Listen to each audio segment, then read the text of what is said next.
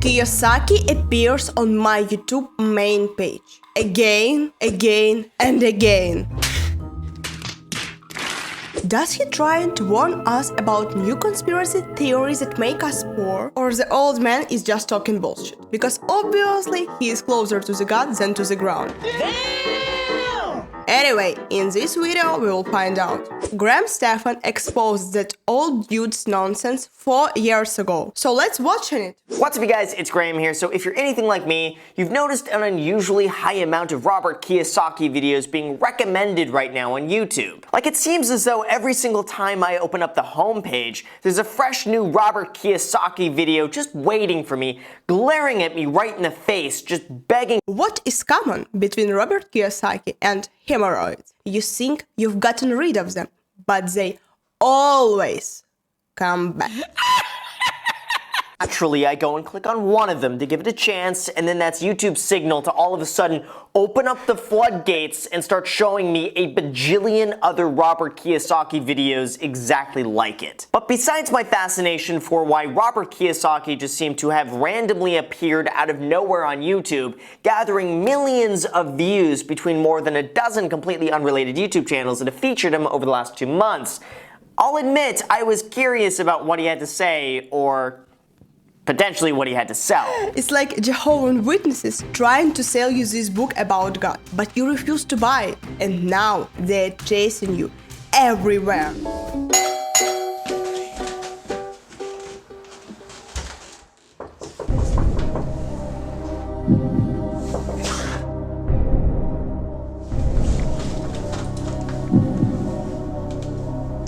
Naturally, I did what I'm best at, which is researching these things and watching a lot of YouTube videos. And from that, I spent the last 2 hours watching almost every single Robert Kiyosaki video that was being recommended by the YouTube algorithm to get to the bottom of this and figure out what's going on.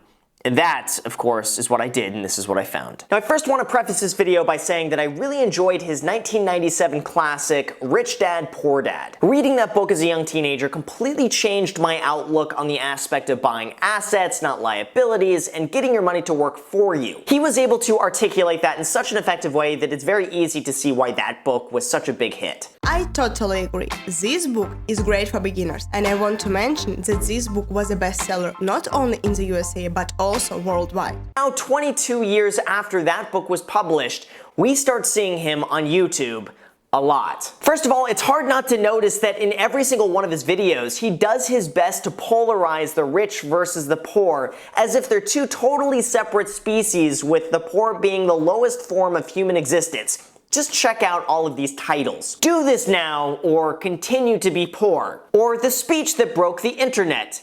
Exclamation point, exclamation point, exclamation point. Keep them poor! Exclamation point. You will never be poor again. Start doing this today. Rich versus poor mindset. Okay, now I will admit, titles like that on YouTube do get clicks. I'm curious. Let's go to the Graham's channel and check his titles nowadays. Urgent! Federal Reserve ends rate hikes, prices fall, massive pivot ahead! Exclamation point. Americans are spending like there is no tomorrow. How the housing crash will happen? It's here, the reverse of housing crash of 2024. It's over, the middle class is disappearing. I think he decided to use Robert's strategy, but looking at numbers, it seems it doesn't work at all. But back to the point, I like this title. Keep them poor. Who wants to keep us poor? Rich people? Reptiloids? This is ridiculous. Let's blame them for every person's stupid move. Like, you are poor because they want you to be poor, not because you're stupid with money. And Tate was in the jail because they were after him. Not because he was caught red-handed being involved in human trafficking, allegedly. And Putin attacked Ukraine because they forced him, not because he's stupid old dictator. I hope you got the point. There's a reason why all of the YouTubers out there, including myself, make funny faces in the YouTube thumbnails and then combine that with a title that leaves you half scratching your head, half wanting to figure out the answer to what's keeping you poor. Like, if you go and title a video, "The History of Wealth Inequality in the United States," no one is going to watch that. But on the other hand, if you title the video, "Do this now or continue to be poor," And yeah, I'm gonna click on it. Like right now. You know what? The titles, if you wanna be rich, watch this, really make you click on them. And you are watching them, hoping for some good advice. But all they are saying is pray, buy my book and my course, and subscribe to my fans. School makes students poor. PhD stands for poor, helpless, and desperate. The riskiest thing you can do is go to school, learn from a fake teacher, put your money with a financial planner, work hard for fake money, and pay a lot of taxes. Like, I don't even know where to begin with this. Am I watching the introduction to a Michael Bay horror movie or a knockoff Breaking Bad series? I love such videos. They make you nervous and desperate because they want you to be poor and miserable. But only God, Robert Kiyosaki, can help you. Only he can teach you how to create your wealth and create your rich mindset. To help you to fight against them, Robert wrote his new book. So just buy it and you will be rich. It's guaranteed. Thankfully, it doesn't take long to figure out that within the 7 minutes of the video, the real takeaway I got from it that you need to do right now, otherwise you'll be poor, is to buy his book, Fake Money, Fake Teachers, Fake Assets. Because the entire video never really specified any actionable advice beyond what you could get from a brand new entrepreneur Instagram page who posts hustle memes all day. Not to mention that there were some very imaginative assumptions made in the video, like this one. Some of the biggest fake teachers are those financial planners. They're telling you, to save money. Why would you save money when the government's printing money? Not to mention this one. And you look at all the pensions of the school teachers, firefighters, and all the guys with 401ks. They're all bankrupt because Wall Street stole their money from them. I think that he thinks we're living in a parallel dystopian universe where everything is reversed, because history has shown that a 20-year holding period in the stock market has never once produced a negative result. So alluding to putting money in the stock market over 40 years could lead to bankruptcies, quite the jump to make. Doesn't really make sense to me. Statistics and math were created by fake teachers and them to keep people poor. So don't listen to them, Graham. Buy gold and take out a loan. But the key moment here is finding a fool who will pay off your loan. Anyway, I digress. The rest of the video is more so geared around limiting beliefs and mindset shifts and self-education, which I agree does have a place when it comes to building your wealth. But in terms of practicality, I didn't see any information that actually dug deep enough to leave a long-standing impact. And to me, the entire video was a lot like trying to scratch an itch with a feather. Graham, you just don't get it. Just buy all his 20 books and you will understand everything. No. That's really funny. The dude writes a new same book every year and then appears on YouTube from nowhere with his modern new ideas and conspiracy theories. The mail. Now let's talk about the mail. Can we talk about the mail, please, Mac? I'm dying to talk about The same shit was 4 years ago in 2019 when he wrote his book Fake Money, Fake Teachers, Fake Assets. In 2023 he wrote his new book How to Prepare and Benefit from the Turbulent Time Ahead. And then he appears from nowhere on YouTube, on thousands of no-name channels, with modern progressive ideas to invest in gold. I mean, how does everybody still believe him?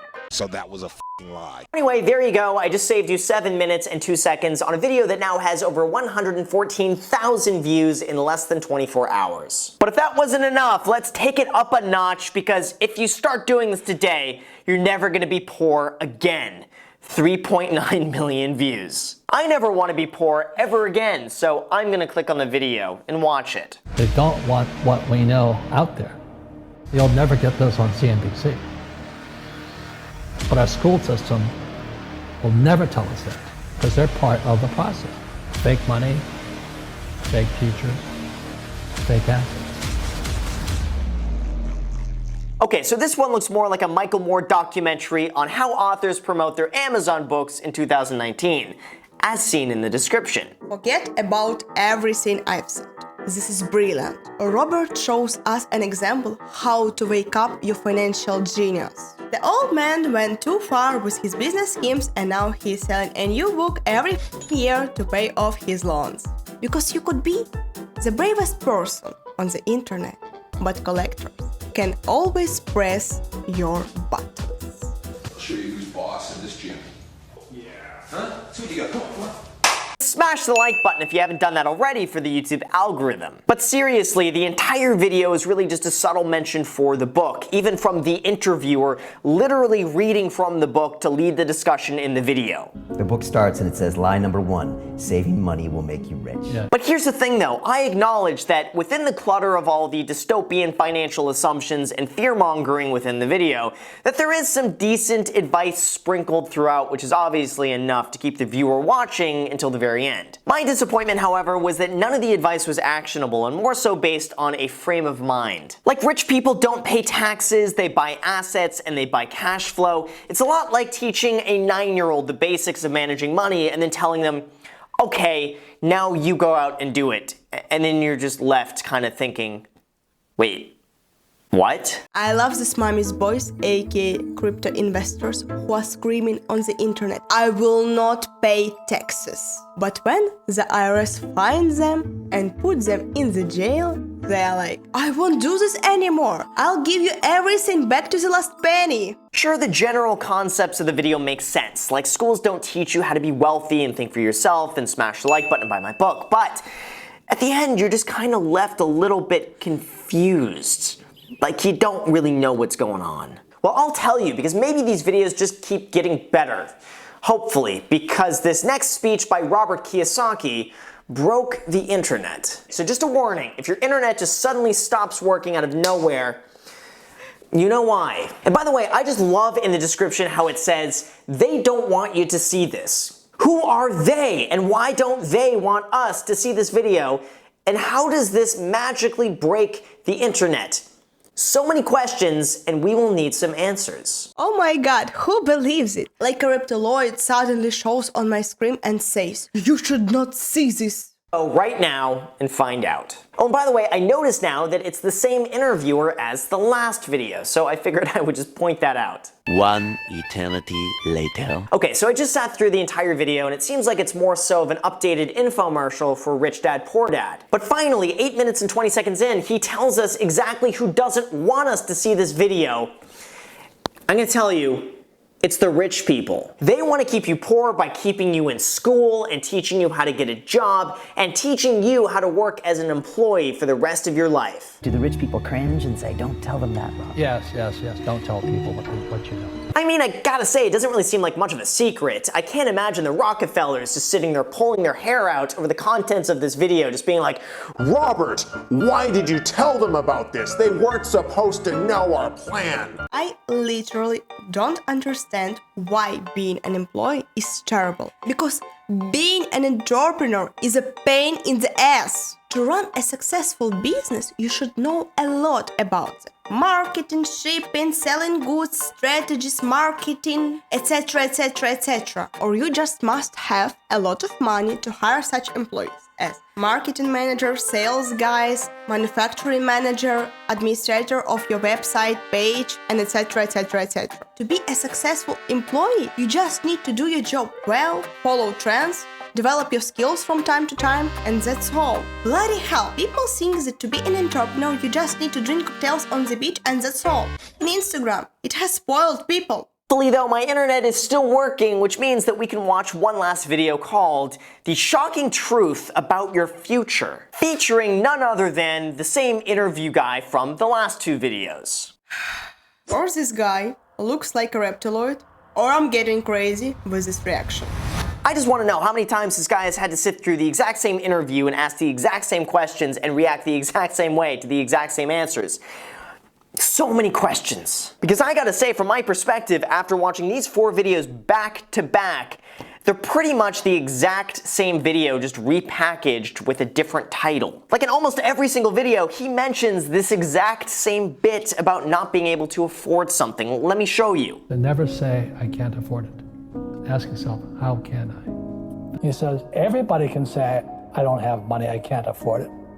He says, that's why he's poor. But when they say, I can't afford it or I can't do that, they go down.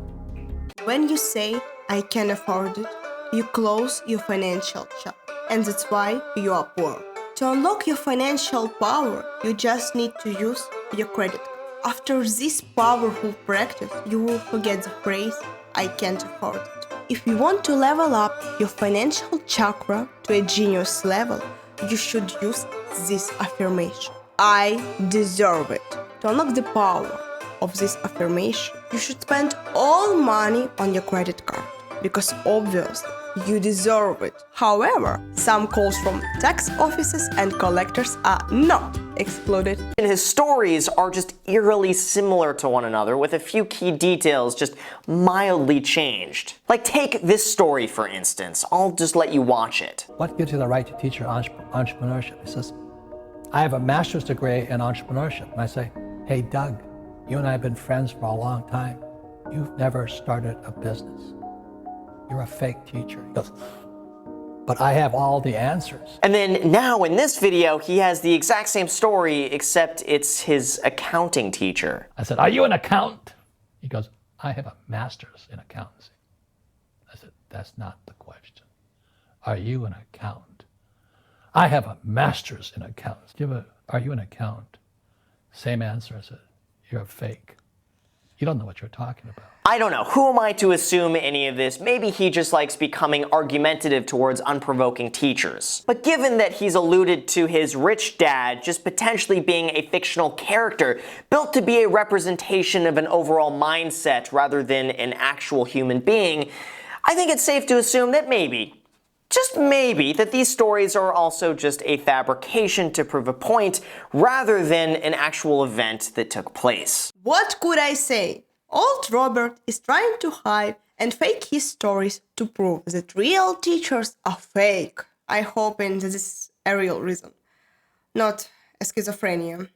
But again, this video just seems to rehash the exact same words, stories, and mindsets as I saw from pretty much every other one of his videos. But in Robert's defense, I will say this. Rich Dad, Poor Dad was an absolutely transformative book for me when I read it in my freshman year of high school, if even for just the purpose of being able to distinguish the difference between an asset and a liability. The fact that he was able to articulate such a complex topic in such a way that children and young adults would be able to comprehend and internalize was very impressive, and for that I'm grateful. And when he says our school system has failed our entire generation, I agree with him, and I think he's right. Not only is the cost of education just way too expensive, but schools don't teach you financial education. They don't teach you how to make money. They don't teach you how to save money on your taxes. They don't teach you how to think objectively and find your own answers. And if anything, I think schools are too structured to a fault. By schools keeping your focus within such a narrow confine and by guiding you throughout the memorization of useless test answers, they teach you more how to follow someone else's instruction rather than instead make your own independent decisions. So it's no wonder that we have people who literally can't operate without being told what to do, when to do it, and how to get it done. Hence, from that, they train people to become employees. And Wait a moment! What a bullshit! From where did Graham get an idea that school should teach you to be a businessman? From where? Schools are intended to give you only basic knowledge about math and economics, like simple and compound percentages. And that's all. If you want something else, do whatever you want. It's your problem. You want to be a businessman? Go to a business school. You don't have money for education? Go to YouTube and learn. Why do you expect this from schools? Why? It's fucking ridiculous. I saw many people on Caleb's Hammer show who really don't know how to make ends meet. They really don't know how to budget their spendings. What's the point of fucking business if people can't even dig themselves out of financial hole and stay out of debt? What's the point? Not everybody could be an entrepreneur. Despite the repetitive, monotonous tone of the videos, when you watch them all back to back, there is some actual decent advice sprinkled throughout, like this one that I really like and agree with. So every time I make, let's say, $1 million as an entrepreneur, I immediately invested in real estate and have a 4-to-1 step up. So I put $1 million in real estate, I get $4 million from the bank. That's why I love banks. But the banks are screwing everybody else, terrible, but it's good for me. But anyway, despite that, for anyone wondering why Robert Kiyosaki has suddenly just come up a lot recently on the YouTube algorithm, it's obviously very apparent that it's a push towards his book sales. Especially when most of these YouTube channels just seem like broad compilation channels that feature him out of nowhere, all conveniently around the same time. Which I admit is an effective way of marketing, so I can't blame him or fault him for doing what works. But implying that savers are losers and the dollar is worthless and that investing in the stock market long term could lead to financial ruin is a bit of a stretch, and I personally believe that fear-mongering is not the best way to go about doing things. But again, that's just my personal opinion. And overall, from all of this, my thoughts on Robert Kiyosaki have really just not changed. I think he's got some pretty good general life advice and general business advice that's good for just giving you a kick in the pants if you need it to start thinking maybe just a little bit differently. But beyond these simple basics, and I just don't see it. I would really like to see more practical, actionable, step-by-step advice rather than just vague, broad concepts, and I think that's where the disconnect stems from. And let this be very clear, for the record, I enjoyed the book Rich Dad, Poor Dad, even though I disagree with his philosophies on saving, investing in the stock market, and buying gold. We could just agree to disagree on this one, and that is my thoughts on Robert Kiyosaki. Agree. Thank you guys. Press the like button and see you.